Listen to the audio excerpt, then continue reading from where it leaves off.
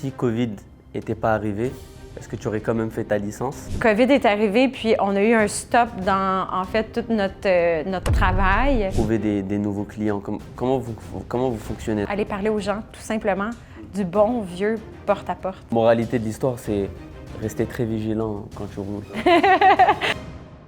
Bonjour à tous et bienvenue pour un nouvel épisode du podcast. Aujourd'hui, je suis en compagnie de Jessica Liberatore. Comment ça va, Jessica? Ça va bien, toi, Adam? Super, merci. Merci beaucoup d'avoir accepté mon invitation Merci de l'invitation. pour le podcast. Donc, Jessica, tu es courtière immobilière de ta propre agence qui s'appelle Sommet Liberté. Oui. Bien sûr, tu vas nous en parler plus en profondeur. Mais j'aimerais qu'on revienne, tu sais, en fait, ton cheminement de... Parce qu'on s'était déjà rencontrés avant et tu me disais que toi, tu n'avais pas fait le cursus classique d'un courtier immobilier en commençant avec le cours et ensuite en passant par une bannière, etc. Tu es plus passé par le côté administration, si je me rappelle bien. Exactement. J'aime dire que j'ai fait les choses à l'envers ou que je suis tombée dedans quand j'étais petite. Tout simplement que j'ai commencé, j'avais 16 ans. Quand ma mère a décidé de changer de carrière, de passer de 25 ans en informatique pour s'en aller courtier immobilier, j'ai commencé tout de suite à voir comment le métier fonctionnait. S'occuper des papiers, s'occuper de la paperasse. Donc, tout faire la gestion bureau, gestion documents. À l'époque, c'était la CAIC. C'était les documents en format Lego, c'était les documents papier, les signatures papier. Ça n'existait pas encore la signature électronique. Donc, on avait vraiment un système de gestion de documents comme depuis toujours. En fait, c'est assez récent qu'on a une gestion électronique des documents. Donc, j'ai commencé comme ça. Après ça, tranquillement, pas vite, j'ai fait du marketing. J'ai travaillé pour des courtiers, faire leur marketing. J'ai toujours continué de travailler en parallèle avec ma mère. Puis, j'ai été pour des agences. J'ai géré des équipes, géré des agences. Puis, par la suite, on a décidé, il y a presque 7 ans, 6 ans et demi environ, de se partir notre propre agence, Gina et moi, ma mère et moi. Et puis, on a décidé de fonder Sommet Liberté. Puis là, j'ai ma propre agence depuis plus de 6 ans. Et puis, j'ai été chercher ma licence pendant la COVID, en fait, parce qu'on avait un petit trou, j'avais un peu de temps pour le faire. Gestion de l'entreprise s'était démarrée. Puis là, j'avais enfin le temps de pouvoir aller chercher ma licence puis dire que je suis courtier, malgré que j'ai toujours fait le back-office de courtier immobilier d'agence et puis pour nous-mêmes, en fait, pour ma mère. Donc, est-ce que tu dirais que si Covid n'était pas arrivé, est-ce que tu aurais quand même fait ta licence? Oui, je m'étais inscrite, si je ne me trompe pas, je m'étais inscrite à octobre ou novembre 2019. Donc, COVID est arrivé, puis on a eu un stop dans, en fait, tout notre travail. Puis, ça m'a comme donné un peu une pause pour juste me concentrer sur clencher ma licence, en fait. Là. Donc, j'ai fait ça pendant cette pause-là. OK. Ouais. Donc, toi, ton background, ça a toujours été dans l'immobilier. Ça a été quoi vraiment le moment pour vous, pour toi et ta mère, de se dire, bon, on est passé, on a fait un peu de tout, maintenant on va ouvrir notre propre agence. Parce que cette différence-là de ouvrir sa propre agence ou travailler sous une bannière, c'est complètement différent, hein, c'est ça? Bien, c'est une bannière. Sommet Liberté est une bannière. On a 2 bureaux. On en a un à Saint-Sauveur, un à Montréal, à l'île des Sœurs. Donc, quand je dis bannière, excuse-moi, je veux dire les gros noms, Remax, Sutton, tout ça. Exact. Bien, on voulait se dissocier puis être différente des autres. On pense autrement, donc on voulait l'appliquer dans notre travail aussi. On ne voulait pas être juste une personne qui est à côté d'un logo que tout le monde connaît, qui est commercial, que tout le monde connaît. C'est parfait pour tout le monde qui choisisse de travailler comme ça. Nous, on voulait être différents, on voulait se respecter dans nos choix d'avancement de carrière. Puis, on a décidé de fonder ça parce qu'on voulait tout simplement se différencier. On voulait être à côté des autres choix, un choix qui est québécois, une agence qui est entièrement d'ici, fondée par 2 femmes d'affaires, puis qui est entièrement... qui vient d'ici, en fait. Ouais. Donc, quand on fait affaire avec des compagnies de l'extérieur, il faut comprendre aussi que notre argent va à l'extérieur aussi. Donc, nous, notre choix aussi, on fait beaucoup des choix qui sont consciencieux de notre Québec, notre petit monde à nous, puis s'assurer qu'on on a un service qui est entièrement québécois, que le service est fondé ici aussi. On n'a pas de maison mère aux États-Unis, on n'a pas de maison mère en Ontario. C'est Montréal, c'est québécois, et puis on est fiers de ça. C'est 2 bureaux, tu as dit, hein, c'est ça, c'est un à Montréal et un à Saint-Sauveur. C'est ça. Je voulais te poser aussi la question un peu, qu'est-ce qui vous différencie un peu des autres bannières? Tu pourras y répondre après, mais aussi, ça a été quand ce mouvement d'aller vers Saint-Sauveur? Est-ce que c'est plus par rapport à votre clientèle ou est-ce que c'est vraiment, comme tu as dit, c'est vraiment essayer de s'implanter au Québec, commencer par Saint-Sauveur, après peut-être aller plus dans la région de Québec? Comment tu vois les choses un peu? C'est sûr que quand on est courtier, on travaille essentiellement 7 jours sur 7. On est disponible en tout temps. Quand on a des dossiers qui sont urgents, il faut qu'on soit présent. Quand il y a des visites qu'on doit être là, il faut qu'on puisse se déplacer aussi. Donc, il y a aussi une raison de proximité. Donc, Saint-Sauveur, c'est près de où ma mère Gina demeure. Et puis, moi, Montréal aussi, à l'île des Sœurs, je demeure là aussi. Donc, on a choisi de fonder nos 2 bureaux-là pour être à proximité de notre travail. Parce que si j'ai besoin de monter à Saint-Sauveur à tous les jours pour aller faire des visites, c'est impensable. Oui. Surtout avec le trafic aujourd'hui, c'est encore plus impensable. Mais faut quand même qu'on ait une proximité avec notre clientèle. Oui, non, ça reste très stratégique. Et de toute façon, le marché de Saint-Sauveur, que ça reste autour des Laurentides, c'est tellement bien positionné au niveau des Laurentides qu'ensuite tu peux aller chercher un peu une clientèle. Bon, ça fait de la route, à chaque fois c'est 20, 30, 40, 50 minutes. Mais... Oui, aussi. Mais Saint-Sauveur aussi, on a toujours appelé ça comme la cour arrière de Montréal. Les gens, si on retourne avant la COVID, les gens, c'était vraiment les chalets qui étaient là. Tu sais, Saint-Sauveur et les environs, là, toutes les petites municipalités alentours, c'était comme la cour arrière. Les gens, le vendredi soir, on monte tout dans le nord, on va tout profiter des Laurentides, puis après ça, on revient le dimanche après-midi. Là, aujourd'hui, c'est rendu une autre histoire. En fait, les Laurentides, ils ont le plus fort déplacement démographique depuis, si je ne me trompe pas, c'est 2002-2003.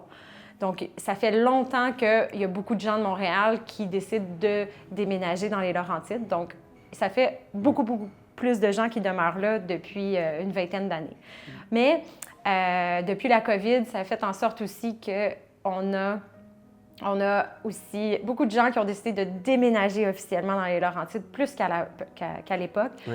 Puis c'est moins des chalets, maintenant c'est beaucoup plus des résidences. Puis les gens, soit ils travaillent à distance, soit qu'ils se sont trouvés un travail un peu plus à proximité, ou qui font la route pour se rendre à Montréal. Ça, c'est un petit peu plus difficile pour eux, mais c'est aussi des choix qui sont faits. Fait que oui, les Laurentides, c'est bien positionné pour ça, à Saint-Sauveur. Puis l'île des Sœurs, on est à proximité de Montréal. On est à Montréal, mais je veux dire, c'est une petite île juste au sud de Montréal. C'est très bien placé. Oui, très bien placé. On est à 10 minutes du centre-ville, à vélo du marché Atwater, à vélo du Vieux-Port. Mais tout ça pour dire que l'île des Sœurs, c'est très bien positionné pour pouvoir servir notre clientèle de Montréal. Parce que, veux pas, quand on a commencé dans l'immobilier, on a commencé principalement à Montréal, fait qu'on a beaucoup de clients qui sont ici, puis on veut être capable de bien les servir puis être présente pour eux. Dans ce cas-là, qu'est-ce qui différencie un peu je t'ai posé la question, mais ensuite on a shifté sur un autre sujet. Mais, oui. Donc tu parlais un peu que vous avez préféré aller plus côté québécois, plus familial. Qu'est-ce qui différencie vraiment votre bannière d'une autre bannière, disons, classique ici au Québec, tu dirais? C'est le choix que les gens vont faire quand ils nous choisissent. Quand les gens ils viennent vers nous, c'est parce que c'est des références, c'est des gens qu'on connaît, c'est des gens qu'on a rencontrés, qu'on a pris le temps avec eux de discuter d'immobilier. C'est pas juste quelqu'un qui rentre dans une agence puis qui dit « j'aimerais ça avoir un courtier pour représenter la vente de ma maison » ou « je me cherche une maison, voici celle-là que j'ai vue sur votre fiche dehors, j'aimerais ça pouvoir la visiter ». On n'a pas cette pratique qui est un peu vague, sans approche directe, sans connexion directe avec les gens. On voulait se différencier des grosses bannières. Tu sais, des gens, ils peuvent des fois avoir des mauvaises expériences avec une bannière, puis après ça, tout simplement barrer tous les courtiers qui font partie de cette bannière-là. Mais chaque courtier a ses qualités, chaque courtier travaille différemment, puis nous, on voulait vraiment montrer qu'on est différente en ayant notre propre agence. On pense différemment, donc on l'applique aussi dans notre travail. Sur ce côté-là, proscription un peu de trouver des nouveaux clients, comment vous fonctionnez? Est-ce que c'est beaucoup de bouche à oreille de votre côté? Comme tu as dit, c'est beaucoup de référencement ou est-ce que vous vous adoptez peut-être d'autres méthodes? Parce que je pose souvent la question aux courtiers, tu sais, ça reste vraiment c'est votre mission primaire, on va dire, en fait. Exactement, c'est notre mission primaire, tout à fait. Moi, j'aime beaucoup, entre autres, faire de la prospection, aller parler aux gens, tout simplement, du bon vieux porte-à-porte. Okay. J'ai cogné à toutes les portes de l'île des Sœurs, à peut-être 90 là, mais honnêtement, Ouais. à presque toutes les portes de l'île des Sœurs. Je parle aux gens, je discute avec eux, on parle d'immobilier. Des fois, les gens sont juste tout simplement contents d'avoir des informations sur... On parlait juste avant qu'on mette les micros, la baisse du taux d'intérêt, savoir c'est quand les prochaines dates. Tu sais, c'est un domaine, c'est mon domaine, c'est mon expertise. Je mange de l'immobilier. J'aime tellement mon domaine que c'est des informations, des données que j'aime prendre puis donner aux gens quand ils aiment les recevoir. Donc, moi, tout simplement, aller parler aux gens, c'est la meilleure manière d'aller me chercher des nouveaux clients. À part de ça, bien, on a aussi notre base de données qui est tous nos anciens clients, tous les anciens liens qu'on a faits, puis on leur fait des suivis, on parle avec eux au moins une fois par année, on essaye de toujours garder un bon contact avec eux, puis bien, par la suite, c'est des référencements aussi qui viennent de ça, parce que quand les gens nous adoptent comme courtiers, ça fait plusieurs courtiers qu'on a des générations suivantes qu'on sert. Donc, c'est toujours un honneur de pouvoir faire ça. Ma mère a travaillé avec des clients tout récemment, en fait, qu'il était tout petit, le garçon, quand ils ont acheté leur duplex. Maintenant, on a vendu le duplex, le garçon a acheté sa maison, il est rendu avec un enfant. On va peut-être traiter la 3e génération un jour, mais quand on travaille ensemble, bien, généralement, les gens ils restent avec nous pendant très longtemps, puis on l'apprécie beaucoup. Puis on est autant fidèles à eux qu'eux, ils sont à nous. Mais c'est ça, parce que c'est ce lien déjà de mère à fille. Ça fait au moins, je ne sais pas, dis-moi si je dis une bêtise, mais ça fait peut-être au moins 25 ans que vous travaillez ensemble. 18. Ah ok, 18. Mais je veux dire que ta maman, ça fait déjà longtemps qu'elle travaille. 18 ans qu'elle est en immobilier. Ouais. Ok, ouais. Ouais, non, c'est ça. Donc c'est sûr que sur toutes ces années-là, 18 ans, tu bâtis des relations et comme tu as dit, une fois que tu as un client sur ta base de données, ensuite, voilà, il peut acheter, il peut vendre, il y a plusieurs possibilités qui s'offrent à lui. Oui, tout à fait. Les gens, en général, les gens ne vont pas demeurer dans une maison pendant 60 ans. C'est des exceptions. D'ailleurs, on vend une maison cette semaine que la dame, ça fait 60 ans qu'elle demeure dedans. Mais généralement, les gens vont vivre dans un endroit le temps que ça convient à leur mode de vie. Quand on n'a pas d'enfants, puis qu'on vit dans plus petit, ça va. Maintenant qu'on décide d'avoir une famille, bien, ça prend une chambre, 2 chambres de plus pour pouvoir élever la famille. Une fois que les ados sont grands, puis jeunes adultes commencent à quitter le nid familial, bien, des fois, on se retrouve avec des grandes maisons, puis on dit, bon, bien, ça commence à faire pas mal de poussière à ramasser dans des pièces vides, là. Donc, on redéménage. Les gens, maintenant, ils ont un mode de vie qui va s'adapter à leur situation familiale, généralement. Donc, les gens vont déménager en moyenne aux 10-15 ans. OK. Donc ça, oui, ça reste... je dirais que peut-être dans les années peut-être 80-90, je dirais que dans une vie, peut-être une personne pouvait déménager peut-être 3-4 fois. Mais là, j'ai l'impression que c'est beaucoup plus que ça. Oui. Ça a même triplé, je dirais même. Oui, effectivement, c'est beaucoup plus fréquent maintenant que les gens déménagent versus à l'époque. Par contre, il y a un frein aussi qu'on vit depuis la COVID, entre autres, c'est la hausse des prix de maison. Ça devient un petit peu plus difficile, ça devient quand même plus difficile d'avoir accéder à la propriété. La mise de fonds est plus importante, la taxe de bienvenue est rendue assez astronomique. Et puis, c'est une question aussi de ce qu'on peut se permettre pour notre budget. Donc, on a une famille, un enfant, bon, on est capable de peut-être vivre dans un 2 chambres, mais là, tu sais, des fois, les gens vont faire d'autres choix pour s'éloigner de la ville pour pouvoir avoir un petit peu plus grand. Ouais. Donc, effectivement, les gens vont s'adapter en fonction de leur situation. Ouais. Est-ce que tu aurais une routine au moment de présenter un bien à un client? Disons, tu as un nouveau client qui se présente à toi. Est-ce que tu as pas des superstitions, mais est-ce que tu as une roadmap que tu suis à chaque fois pour chaque visite? C'est une excellente question. Puis oui, j'ai une carte que je suis à la lettre. La raison étant que quand on est courtier, je peux passer ma journée au téléphone ou à répondre à des courriels, puis perdre mon temps au bout de la ligne. Si je vais faire visiter quelqu'un, ça prend plusieurs heures dans ma journée pour pouvoir me déplacer, aller à la visite, déranger le client vendeur pour pouvoir visiter son bien, et puis faire la visite avec les gens, faire les suivis. C'est beaucoup de temps, tout faire ça. Donc, pour m'éviter de tout simplement perdre mon temps, j'ai 2 choses que je fais. Premièrement, quand on inscrit une maison, on fait des visites virtuelles. Aujourd'hui, c'est comme un Google Street Map de la maison. Donc, les gens qui ne veulent pas 2 chambres collées, ils vont l'avoir vu dans leur visite virtuelle. Okay. Donc, ça va éviter des visites inutiles de prime abord. Pour les gens qui veulent certaines dispositions, ils vont déjà avoir vu une bonne idée de la propriété. Puis, si ça leur convient, tant mieux. Si ça leur convient pas, ils ne viendront pas. Pour les gens qui m'appellent pour faire des visites, donc des acheteurs directs qu'on appelle, j'ai une liste de questions que je leur pose, tout simplement pour voir si la maison va vraiment correspondre à ce qu'ils recherchent. Des fois, il y a des gens qui sont juste un petit peu trop curieux ou qui n'ont pas encore fait les démarches dans le bon ordre non plus, puis c'est correct. Mais je suis là pour bien les aiguiller, pour les placer dans la bonne étape qui sont rendus dans leur démarche immobilière. Comme par exemple, quelqu'un qui doit vendre pour pouvoir acheter, mais ils n'ont pas commencé de démarche au niveau de la vente, ils ne savent pas combien leur maison vaut, ils ne savent pas c'est quoi leur budget pour acheter. Aujourd'hui, ce n'est pas le bon temps de visiter. Ça va être le bon temps quand il va y avoir un début de processus au minimum de fait pour la vente de leur propriété. Puis, par la suite, un budget qui est déterminé pour l'achat. Et puis là, on va pouvoir voir si ça convient. Donc, j'ai une liste de questions que je pose aux gens qui est vraiment, en fait, c'est du training Mike Ferry. Si tu es curieux d'aller voir Mike Ferry, c'est le premier coach immobilier qui a commencé aux États-Unis. Puis, Mike, il y a des scripts pour nous. Donc, c'est questions A, B, C, D. Ça rentre dans ça, tant mieux. On peut prendre un rendez-vous, puis on va à la visite. Mais si on déroge de ça, à ce moment-là, j'aiguille les gens dans la bonne direction pour qu'ils puissent prendre les meilleures étapes possibles, tant dans leur intérêt que dans l'intérêt du client vendeur, parce que c'est toujours plate d'avoir des visites qu'au bout de la ligne, moi, je sais avant de visiter que c'est une visite inutile. Ça fait des faux espoirs aux vendeurs, ça fait des attentes un peu gâchées, puis on veut s'assurer que les gens soient satisfaits aussi de nos services. Donc, déranger le moins possible, avec des visites de qualité.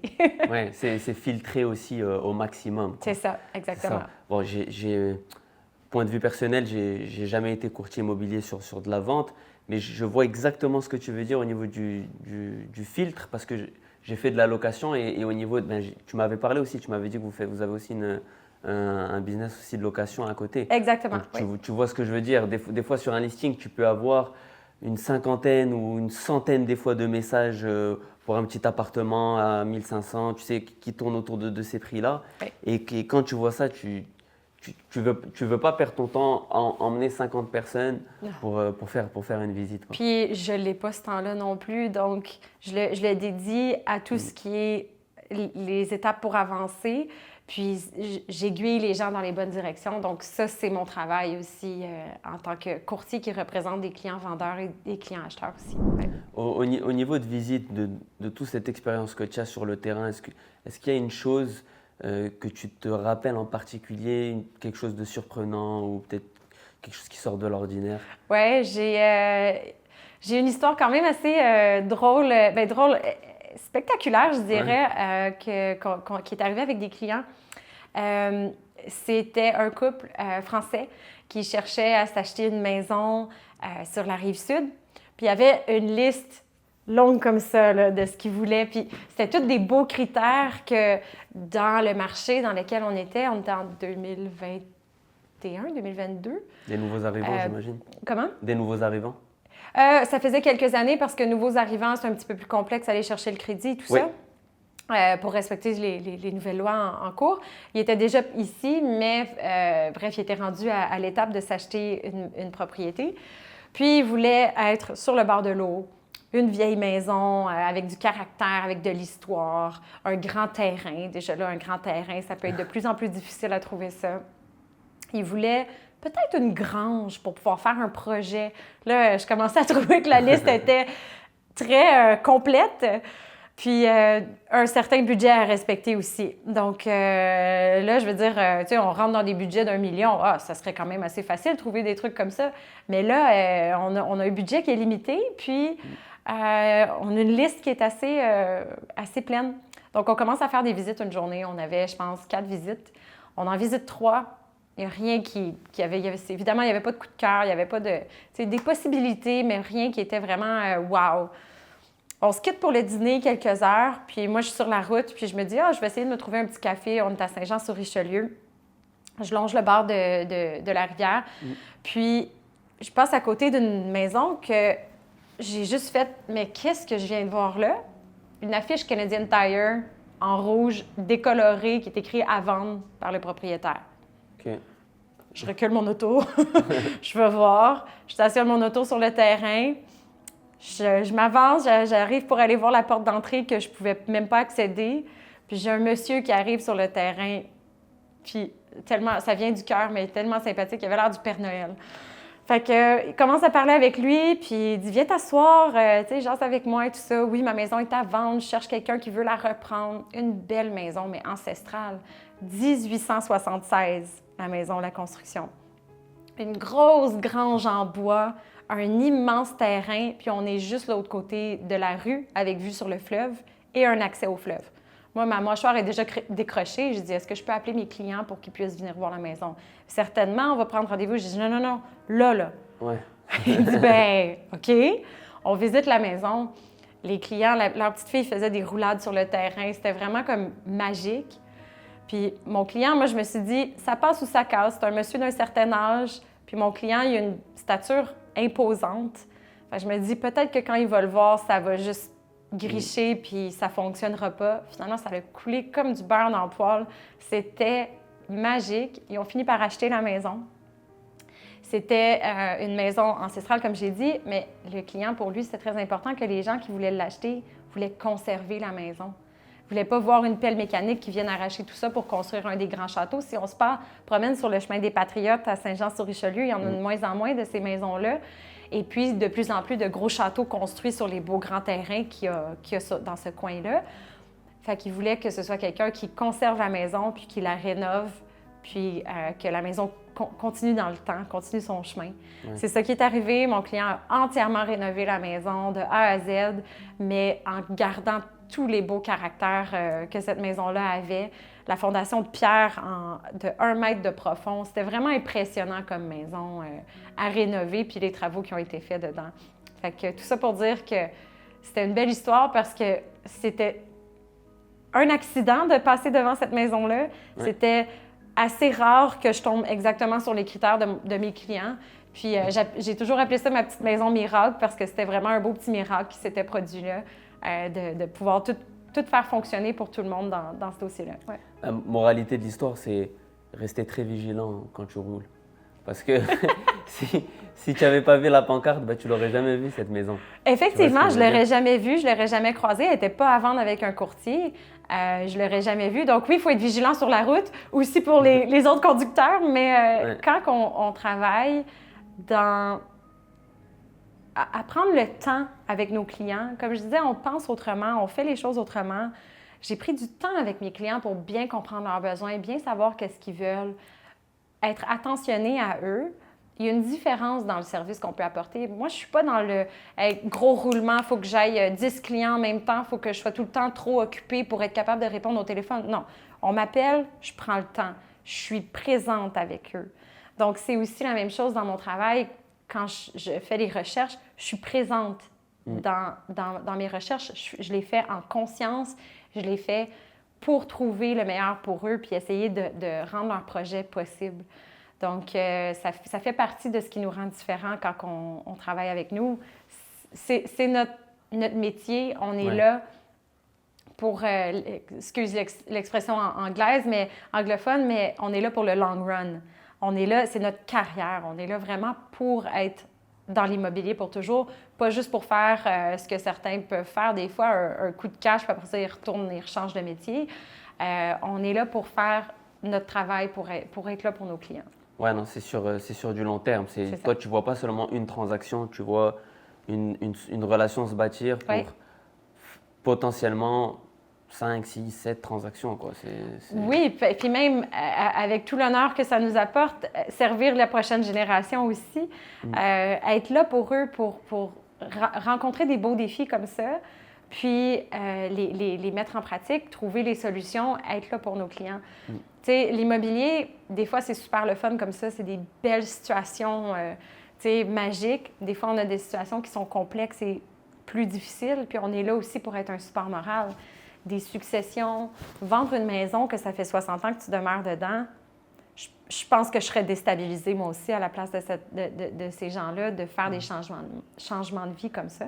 Parce qu'il y a un rapport, ça fait partie de sa vie, quoi. C'est fusionnel. 60 ans, même s'il la vend, il ne veut pas réellement la vendre, la maison. Des fois, exact, oui. Des fois, c'est des choix qui sont rendus un peu déchirants. On est rendu à une étape, quand ça fait 60 ans que tu demeures dans la même maison, c'est fusionnel, ça fait partie de toi aussi. Donc, c'est des situations délicates, puis on est là pour prendre le temps de guider la personne dans la bonne direction. Si c'est trop pressant, nous, on n'est pas là pour mettre de la pression pour vendre la maison, on est là pour être là avec la personne dans les démarches qui sont importantes. Une vente de succession, des fois, c'est des maisons familiales. C'est pas toujours bling bling, on est dans le go go go. Non, c'est pas ça notre métier. La vraie réalité de notre travail, c'est d'être là dans toute situation pour nos clients. Pas juste pour le party puis le fun, même que ça arrive pas ça. Mais bref, tout ça pour dire que c'est important de se dédier à son travail, de se dédier à ses clients. Puis je pense que s'il y a des courtiers qui nous écoutent, qui comprennent ça, je suis sûre qu'ils sont 100% d'accord avec ça parce que ça fait partie de notre travail de manière vraiment impliquée dans beaucoup de transactions. Donc, oui, ça fait partie de ça. On arrive bientôt à la fin de l'épisode. Je finis toujours, tu sais, un peu avec les mêmes questions, surtout pour les courtiers immobiliers, parce que ça rentre avec toutes les personnes qu'on écoute qui sont potentiellement acheteurs ou vendeurs. Est-ce que tu aurais un conseil ou même plusieurs conseils à une personne qui se chercherait en ce moment une maison ou de l'autre côté aussi qui vend, parce que c'est vrai qu'en ce moment c'est assez compliqué de vendre aussi, je trouve, pas facile. Donc comment tu vois toi un peu les choses sur ce point-là? Les gens me demandent souvent c'est quand le meilleur temps pour vendre. En toute honnêteté, il n'y a pas de meilleur temps à part quand la personne elle est prête. Si tu n'es pas prêt pour vendre, il y a 1000 situations qui vont arriver qui vont faire en sorte que la maison ne se vendra pas, qu'il faut être prêt à vendre pour pouvoir vendre, tout simplement. Ça, c'est la seule étape à respecter pour se respecter soi. Tu sais, les gens, ils ont besoin de 2 choses dans la vie. Ils ont besoin d'un toit sur leur tête, puis ils ont besoin de manger. Donc, les épiceries sont toujours là, puis les maisons sont toujours là. Il y a toujours des gens qui ont besoin de déménager pour des raisons de travail, des fois des séparations, des fois des changements de vie qui font en sorte que l'obligation est de déménager. Donc, déménager, il va toujours avoir des acheteurs qui vont être présents, peu importe quand on est dans l'année, peu importe quand on est dans quel type de marché immobilier. Ouais.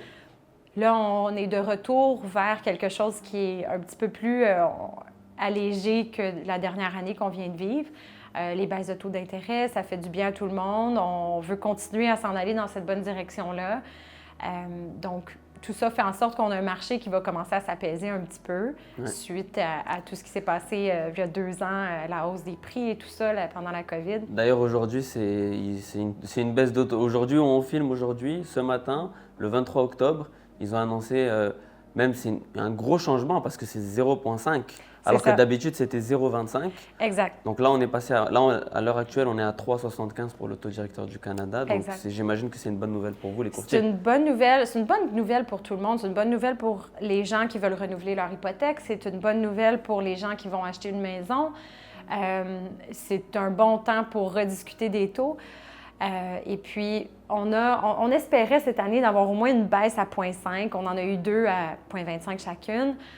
La prochaine, si je ne me trompe pas, c'est le 11 décembre. Puis après ça, on retourne au fin janvier.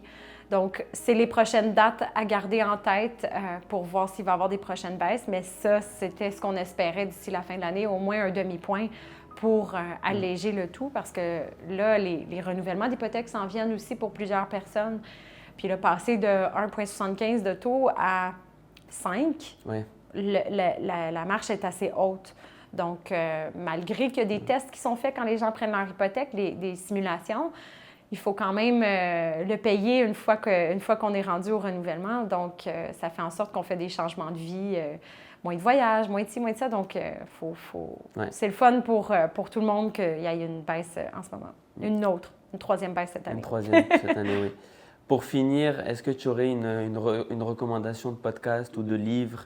Voilà, en fait, comme je t'avais dit avant qu'on commence le podcast, mais c'est juste vraiment une question un peu, tu sais, plus personnelle, moins au niveau de la business, mais voilà, pour que les gens un peu essayent à te centrer un peu. À me centrer.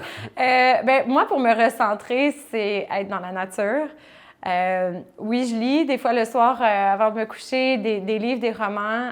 J'ai commencé le livre de Guillaume Dulude qui est très intéressant. Ça s'appelle « Je suis un chercheur d'art », qui est beaucoup dans la psychologie. D'ailleurs, j'ai fait un bac en psychologie au travers de tout ça.